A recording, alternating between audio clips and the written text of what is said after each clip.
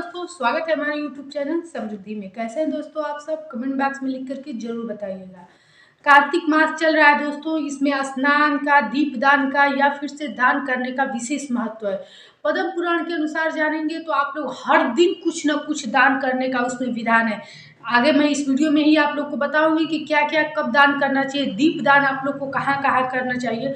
उससे पहले आप लोग जान लीजिए कि तुलसी पूजा में क्या क्या सावधानी आप लोग को रखनी चाहिए और कैसे आप लोग को तुलसी पूजा करनी चाहिए, कब करनी चाहिए, दीपक क्या सुबह और शाम दोनों टाइम जलाना चाहिए, दीपक किस चीज़ का जलाना चाहिए, ये सारे संशय आप लोग के इस वीडियो में मैं मिटा दूंगी।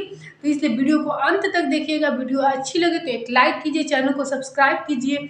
देखिए दोस्तों, समृद्धि आप लोग को शुद्ध सात्विक जानकारी देती है, इसके लिए आप लोग एक लाइक कर दीजिएगा और अच्छा लगे तो सब्सक्राइब भी कर दीजिएगा, ताकि किसी भी तिथि त्योहार की जानकारी आप लोग को नोटिफिकेशन के माध्यम से पहले मिलती रहे। दोस्तों, कार्तिक मास में स्नान करना जो कि तारों के छांव में कहा जाता है, इसके लिए मैं वीडियो दे रखी हूँ। उसी प्रकार से तुलसी माँ का पूजा भी कहा जाता है कि चंद्रमा के उजाले में ही हो। जैसे कि जब एकम तिथि से आप लोग को चंद्रमा एक घड़ी कहा जाता है कि दिखते हैं, तो उसी समय जैसे 3 बजे के करीब में या 3:30 बजे के करीब में लोग स्नान करके और माता तुलसी का पूजा करते हैं। तुलसी की पूजा कहा जाता है कि कलयुग में तुलसी माता लक्ष्मी का ही रूप कही जाती है, विष्णु प्रिया भी इनको कहा जाता है। विष्णु भगवान के साथ इनका देवोत्थानी एकादशी के दिन विवाह भी कराया जाता है। तो चलिए आप लोग को बता दूं कि इनके पूजा की थाली में क्या क्या सामग्री आप लोग को रखनी चाहिए और किस प्रकार विधिवत पूजा सुबह और शाम आप लोग को करनी चाहिए। देखिए, सबसे पहले तो आप लोग को 3 से 4 के मध्य आप लोग को जग जाना चाहिए। नित्य क्रिया से आप लोग को निवृत्त होकर के घर में गैस वगैरह पोंछ करके मेड भले ही सुबह आए पूरी सफाई करें, लेकिन आंगन में पानी गिराना, चौखट धुलना और किचन की साफ सफाई करके गैस वगैरह पोंछ के तवा धुल करके आप लोग को स्नान कर लेना चाहिए। इतना करने के बाद ही आप लोग स्नान कीजिएगा, क्योंकि हर ये सब जो मैं बातें बता रही हूँ, इन सबको छोड़ करके यदि आप लोग स्नान करके सिर्फ पूजा करेंगे तो कोई फल नहीं मिलेगा, क्योंकि दरिद्रता तो घर में बैठने ही वाली है। इसलिए ये सब कार्य मत कीजिएगा। 15-20 मिनट पहले अपने कार्यों को निपटाने के लिए जरूर जगना पड़ता है। सभी लोग जगते हैं, आप लोग भी जगिएगा, हम भी जगते हैं, क्योंकि ये सब कार्य ऐसे है कि मेड आने तक इंतजार करेंगे तो फिर पूजा कैसे करेंगे, घर की सफाई ही नहीं करेंगे तो भगवान को बुलाएंगे कैसे। इसलिए ये सब 2-3 कार्य हैं जिनको करना पड़ता है। तो इस सबसे निवृत्त होकर के आप लोग स्नान कर लीजिए। स्नान आप लोग तारों के छांव में किया जाता है, इसलिए कार्तिक मास के स्नान को कहा जाता है वैकुंठ धाम की प्राप्ति होती है। इसीलिए लोग कार्तिक मास 12 महीने में सबसे प्रिय है विष्णु भगवान को, और विष्णु भगवान ब्रह्मा विष्णु महेश में से एक पर है। इसलिए कहा जाता है कि उनकी कृपा जिनके पर हो जाती है उनका जीवन सुखी सुखी रह जाता है, कभी उनके जीवन में धन की समस्या नहीं होती है।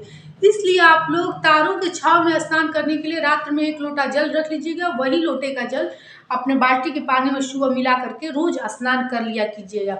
और हो सके तो किसी भी दिन कार्तिक महीने में या कार्तिक पूर्णिमा के दिन एक दिन आप लोग स्नान किसी नदी पवित्र सरोवर में जरूर किया कर लीजिएगा।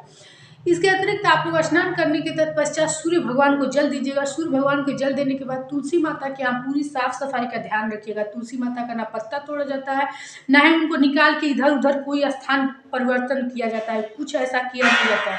जहाँ आप लोग तुलसी माता को लगा रखे हैं वहीं पे साफ सफाई के साथ आप लोग तुलसी माता का पूजा कीजिएगा। कैसे करेंगे ये भी जान लीजिए।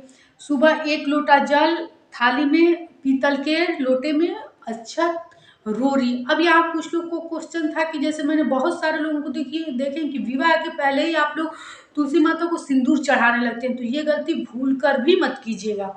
तुलसी माता को सिंदूर देवोत्थानी एकादशी के बाद लगाया जाता है। और हाँ, कि अगर पहले वाली ही तुलसी माता है जिनका आपने पिछले साल शादी किया था, तो उस तुलसी माता का आप इस साल शादी मत कीजिएगा। दूसरी तुलसी माता ला करके उनको जल दीजिएगा, उनकी शादी कीजिएगा, क्योंकि एक तुलसी माता का 2 बार विवाह नहीं होता है। और अगर कभी आप लोगों ने ऐसा नहीं किया होगा, स्नान नहीं किया होगा, तुलसी विवाह नहीं किया होगा, तो इस साल नए में आप लोग शुरू भी मत कीजिएगा, क्योंकि नया कार्य अधिक मास के कारण शुरू नहीं किया जा रहा है।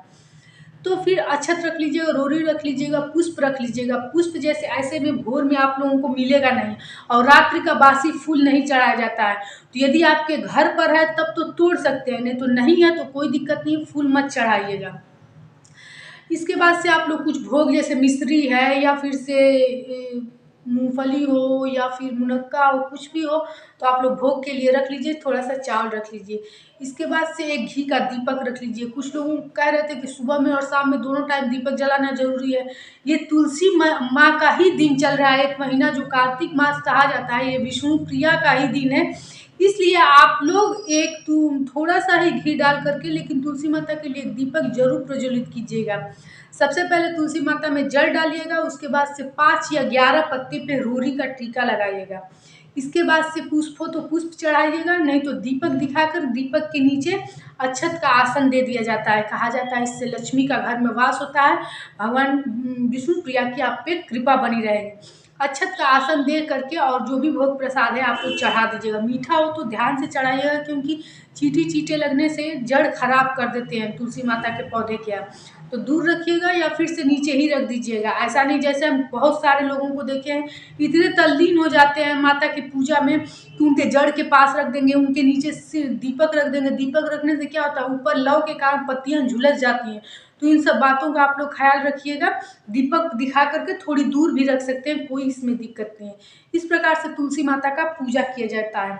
जितना अंधेरा रहेगा उतना अच्छा माना जाता है कि चंद्रमा की रोशनी में यदि तुलसी माता की पूजा की जाती है तो घर में सुख समृद्धि की प्राप्ति होती है।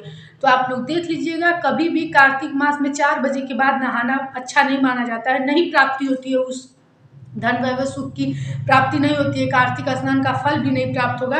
तो आप लोग कितना भी महीने का लास्ट भी चले तो आप लोग 4 बजे के बाद मत नहाइएगा, क्योंकि तारे दिखाई दें, चंद्रमा दिखाई दे, तभी स्नान करने का पूर्ण फल भी प्राप्त होता है। अब पद्म पुराण के अनुसार इस महीने में किस प्रकार से आप लोग दान करेंगे और किस किस पौधे के आप लोग को दीपक जरूर जलाना चाहिए, ये भी जान लीजिए। देखिए, विष्णु भगवान का वास होता है पीपल में, केले के वृक्ष में और आंवले के वृक्ष में। अक्षय नवमी का एक दिन आता है, छठ पूजा के बाद आता है अक्षय नवमी, जिसके नीचे कहा जाता है कि भोजन करने से वो भोजन अमृत के समान हो जाता है अक्षय नवमी के दिन।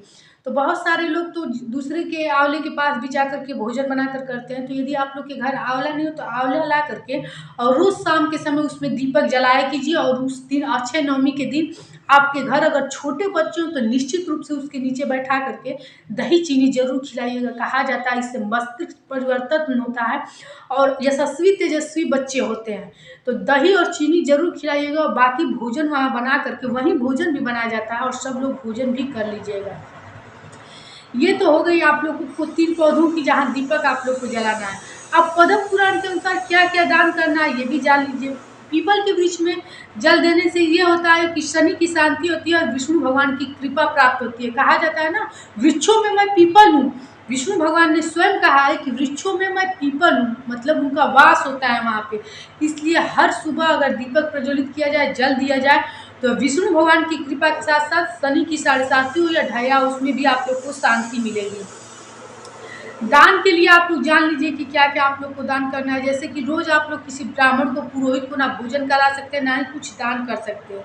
ऐसे में आप लोग अगर हर रोज अपने अंजूरी से 1 अंजूरी चावल या अपने मुट्ठी से 2 मुट्ठी चावल निकाल करके रखिए और कार्तिक पूर्णिमा के दिन ये सारे चावल में और कुछ मिला करके मुद्रा और किसी ब्राह्मण को दान कर दें तो ये संपूर्ण आप लोग का दान हो जाएगा। वैसे तो दान का कोई अंत सीमा नहीं है। दान करने के लिए वस्त्र भी दान किया जाता है। कार्तिक मास का जो यह अनुष्ठान करता है, भोजन भी दान किया जाता है। कुछ स्वर्ण हो, सोने या चांदी का आभूषण भी दान किया जाता है। लेकिन मैं आप लोग से पहले ही बताती हूँ कि मेरी वीडियो छोटे से छोटे लोग भी देखते हैं और बड़े लोग भी देखते हैं। तो मैं ऐसा कोई चीज़ आप लोग को बताकर निराश नहीं करना चाहती हूँ, क्योंकि जानते हैं लोगों द्वारा सुने गए बातों में लोग विश्वास रखते हैं और आस्था के कारण वो मजबूर हो जाते हैं। तो ऐसी कोई बात नहीं है। आप लोग चावल, कहा जाता है कि आप लोग के घर की लक्ष्मी चावल होती है, घर का भंडारा चावल होता है। चावल में हर शक्ति निवृत्त होती है, चाहे वो देवी देवता हो, चाहे वो धन वैभव का वास हो। तो चावल सब कुछ कहा जाता है। इसीलिए देखते हैं कभी भी दान में आटा पहले नहीं कहा जाएगा, चावल ही कहा जाता है। आसन चावल का ही दिया जाता है माता को या देव देवी को, आटे का नहीं दिया जाता है। इसलिए चावल सबसे पवित्र है। दान में आप लोग कुछ मुद्रा रख के और कार्तिक पूर्णिमा के दिन ये सारे चावल का दान आप लोग कर दीजिएगा। दोस्तों, आज की वीडियो कैसी लगी आप लोगों को एक लाइक के जरिए जरूर बताइएगा। अगर अच्छी लगी हो तो एक लाइक कीजिए, चैनल को सब्सक्राइब कीजिए। समृद्धि की शुद्ध सात्विक जानकारी पाने के लिए आप लोगों को बहुत बहुत धन्यवाद। फिर मिलेंगे एक नए वीडियो के साथ। जय श्री राम।